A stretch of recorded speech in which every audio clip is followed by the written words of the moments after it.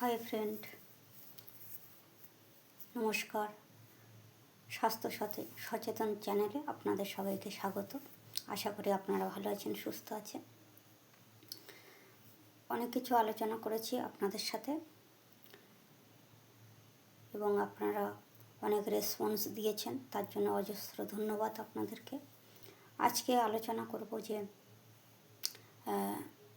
সকালবেলা থেকে সন্ধ্যা পর্যন্ত এমন কিছু খাবার খেলে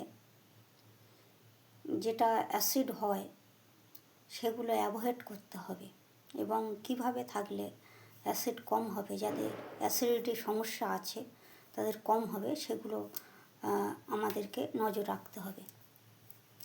তো প্রথমত বলবো যে আপনারা সকালবেলা উঠে একটু বেশি করে পানীয় জল পান করবেন, পরিষ্কার পানীয় জল।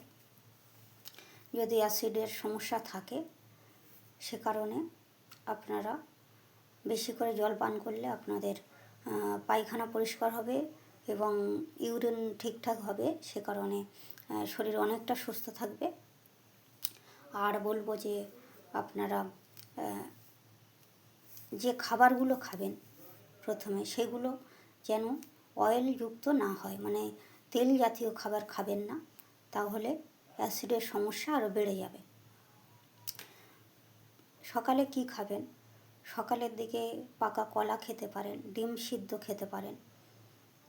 আর যাদের দুধ খেলে সমস্যা হয় তারা দুধ খাবেন না, একদম যে লাল হালকা যে লিকার চা সেটা খাবেন। দুটো বিস্কিট খাবেন। আর তারপরে আপনারা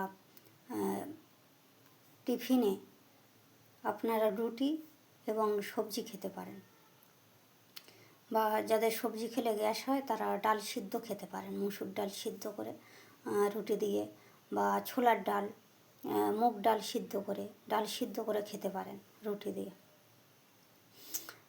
আর দুপুরবেলা যে তরকারিগুলো খাবেন সেগুলো একটু কম তেল মশলা দিয়েই রান্না করবেন, তাতে অ্যাসিডের সমস্যাটা অনেক কমে যাবে। আর বিকেলবেলা আপনারা যে টিফিনটা করেন সেখানে অবশ্যই মুড়ি রাখবেন, শশা দিয়ে স্যালাড করে মুড়িটা মেখে খাবেন, তাহলে আপনাদের গ্যাস কম হবে। আর টক জাতীয়, যাদের গ্যাস আছে তারা টক জাতীয় ফল কম খাবেন, একদমই কম খাবেন। টক জাতীয় ফলগুলো অ্যাভয়েড করা ভালো এবং ডাক্তারের পরামর্শ নিয়ে অবশ্যই অন্যান্য ফলগুলো খাবেন। যাদের সুগার আছে, প্রেশার আছে, ডায়েট কন্ট্রোল করতে হয়, তারা ডায়েটিশিয়ান ডক্টরকে দেখিয়ে ডায়েট চার্ট বানিয়ে খাবেন, তাতে শরীর আজীবন সুস্থ থাকবে এবং অ্যাসিডিটির সমস্যা থেকে মুক্তি পাবেন। এখন প্রায় প্রতি বাড়িতেই ছোটো বড় সবাইয়ের অ্যাসিড হয়। সেই জন্য বলবো বন্ধুরা যে আপনারা যদি খাদ্য তালিকায় তৈলাক্ত খাবার যদি না রাখেন এবং বেশি ডুবো তেলে ভাজা খাবার যদি না খান, তাহলে কিন্তু অনেকটাই গ্যাস বা অ্যাসিডিটির সমস্যা থেকে আপনারা বাঁচতে পারবেন আর আপনারা সুস্থ থাকবেন। আর কিছু এক্সারসাইজ অবশ্যই করবেন।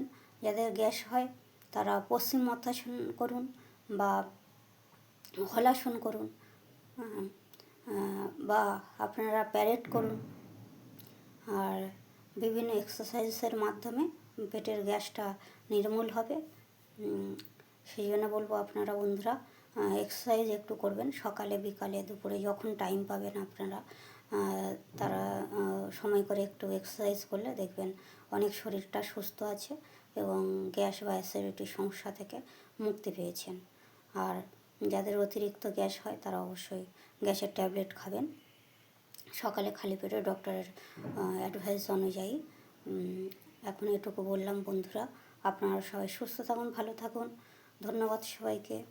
আবার দেখা হবে অন্য কোনো অধ্যায়ে।